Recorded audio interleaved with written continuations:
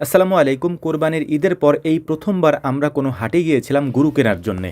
এখন যেহেতু গরুর খামার মোটামুটি ফাঁকা, তাই আমরা আগেভাগেই প্ল্যান করেছিলাম এবছর প্রথমবারের মতো আমরা কিনে গরু পালন করব এবং মোটা তাজা করব।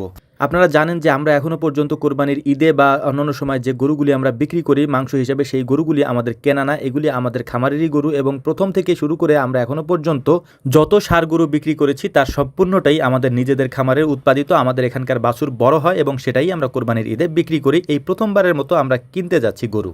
তো সকাল সকাল রওনা দিয়ে আমরা প্রায় 4.5 ঘন্টা জার্নি করে তারপর চলে এসেছি খুলনা জেলার পাইকগাছা উপজেলার চাঁদখালি হাটে। এই জায়গায় মূলত আমাদের আসার অন্যতম একটা কারণ হচ্ছে এখান থেকে আমরা দেশি গরুগুলি কিনবো, একেবারে খাঁটি পিওর দেশি যে গরুগুলি পাওয়া যায় সেগুলিই কিনবো। এ কারণেই আমরা এত দূর পর্যন্ত এসেছি।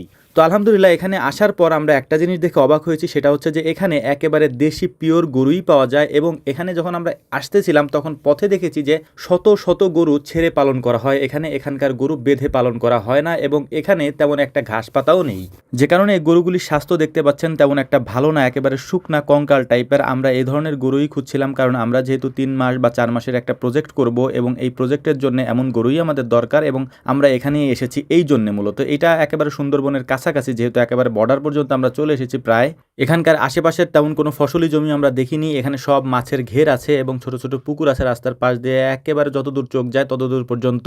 আর এখন যেটা দেখতে পাচ্ছেন এটা হচ্ছে কপোতক্ষ নদ। এই কপোতক্ষ নদের পাশেই মূলত এই হাটটা। অনেকক্ষণ ঘোরাঘুরির পর আমরা অনেকগুলি গরু দেখলাম এখানে এবং পছন্দ মতো কিছু গরু আমাদের হয়েছেও। তবে এখান থেকে গরু নিয়ে যাওয়াটা আমাদের জন্য অনেক কষ্টকর একটা ব্যাপার হয়ে যাবে, কারণ হচ্ছে এখান থেকে অনেক দূরের পথ আমরা পাড়ি দিয়ে এসেছি। তাই কয়েকজন ভাইয়ের সাথে আমরা কথা বলেছি, ওনারা মূলত হচ্ছে যে এই গরুগুলি আমাদের এলাকা পর্যন্ত বা আমাদের খামার পর্যন্ত পৌঁছে দিবেন। এই ব্যাপারে আমরা ফাইনাল কথা ওনাদের সাথে বলে গিয়েছি এবং ইনশাআল্লাহ ওনারা সেটা করবেন। এর পাশাপাশি হচ্ছে যে গরুগুলি আপনারা দেখতে পাচ্ছেন এগুলি ছোট সাইজের গরু। আপনাদেরকে আগেও বলেছি আমরা একেবারে দেশি পিওর গরু খুঁজতেছিলাম, মানে পিওর দেশি ছাড়া গরু যেগুলো থাকে পাথারে, সেই গরুগুলো আমাদের এই অঞ্চলে এইসব গরু তেমন একটা অ্যাভেলেবেল না। ওইখানে একেবারে অ্যাভেলেবেল। তবে অনেকে দামের কথা জিজ্ঞেস করতে পারেন যে ভাই দাম কেমন। দাম মোটামুটি ধরেন যে গরু হিসেবে ঠিকঠাক আছে, তবে আপনি এটা মনে করতে পারেন যে হয়তো এখানে কম বা ওইখানে বেশি, এরকম না। গরু হিসাবে ঠিক আছে, তবে একটা বিষয় হচ্ছে যে এখানে অ্যাভেলেবেল গরু পাওয়া যায়। আপনি যদি 10টা চান 10টা পাবেন, 50টা চাইলে 50টাই পাবেন, এরকম পাওয়া যায়। এ কারণেই মূলত আমাদের এত দূর আসা। তো আমাদের জন্য দোয়া করবেন, আল্লাহ তাআলা যেন আমাদেরকে বারাকা দান করেন। আসসালামু আলাইকুম রহমতুল্লাহ।